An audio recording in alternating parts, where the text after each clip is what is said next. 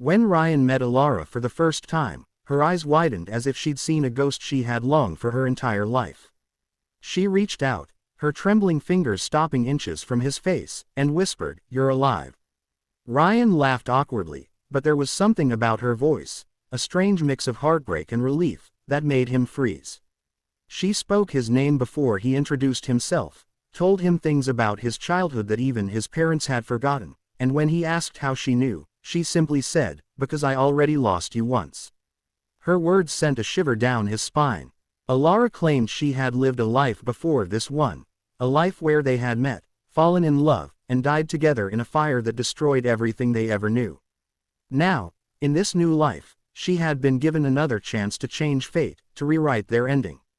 Ryan didn't believe in reincarnation, yet her presence stirred something deep in him, memories that didn't belong to him, emotions that surfaced out of nowhere. Every time he looked into her eyes, he saw flashes of burning light, heard laughter echoing through time, and felt the warmth of a hand he had never held. Elara knew that time was fragile, and if she said too much, the balance would break. But she couldn't stop herself. She wanted him to remember, even if it meant awakening the same fate she had come back to change. And somewhere deep inside, Ryan began to dream of places he'd never been, a song he had never heard, and a woman who looked just like Elara, waiting for him in the flames.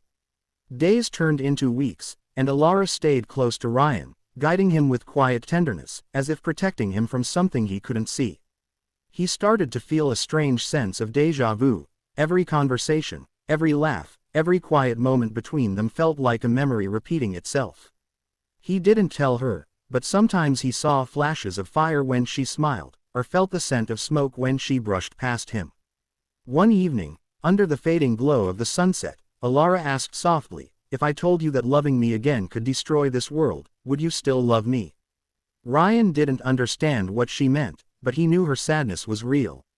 That night, he dreamed of another world, a small house near a river, her laughter echoing through golden fields, and a storm of flames that swallowed them both.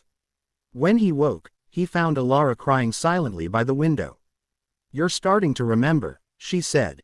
"The timeline is shifting." She told him she wasn't supposed to fall for him again, that every time she tried to save him, the universe erased her existence from his memory to keep balance. "But this time," she whispered, "I won't let it happen."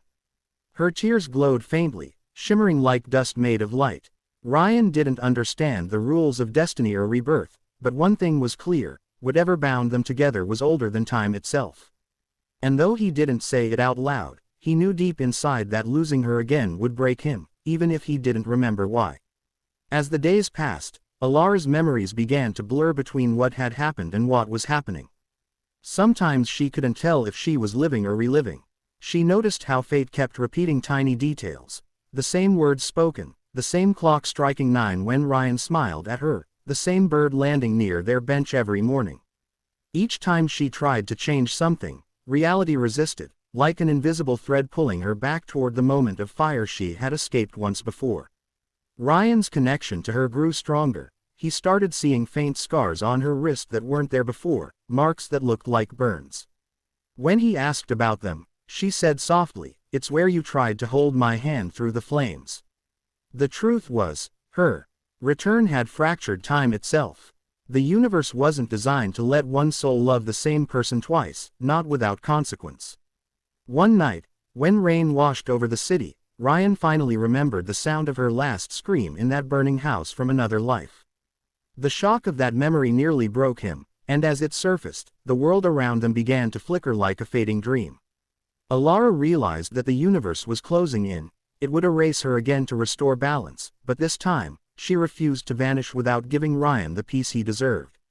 She looked into his eyes, her tears glimmering like stars, and said, "Promise me that even if you forget me, you'll live beautifully." He didn't understand why she sounded like a goodbye, and when he reached out to her, she kissed his forehead with trembling lips that tasted like rain and ash. "I love you across lives, Ryan," she whispered, "and that love will always bring you back to life." The next morning, Ryan woke to a strange stillness in the air. The world looked the same but felt slightly different, colors sharper, sounds softer, and yet something was missing.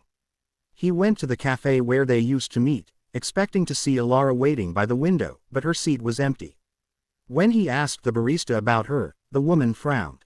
"Who?" she said. "You always sit alone." His heart pounded. He searched for Elara everywhere. Her apartment, her number, even online, but there was no trace of her at all. Not a single photo, no record, as if she had never existed. Only the faint scent of lavender lingered on his jacket, and the sound of her voice echoed faintly in his dreams. Weeks later, while cleaning his desk, he found a note tucked beneath his watch, written in a handwriting that made his chest ache. "You were loved twice." The moment he read it, tears streamed down his face, though he didn't understand why. Somewhere deep in his soul, he felt warmth, a memory that didn't belong to this lifetime but still lived inside him. He looked out the window and saw the same bird landing near the same bench where they once sat, as if the universe was whispering that love never truly disappears, it just changes form. He smiled faintly, closed his eyes, and said, "Thank you, whoever you were." From that day on, Ryan lived differently, gentler, kinder, more patient, as if honoring a love he could no longer name but still felt guiding him. Sparkle's moral lesson: true love doesn't always mean staying together, it means existing so deeply in someone's soul that even when time erases your name, your love keeps them alive. Heart.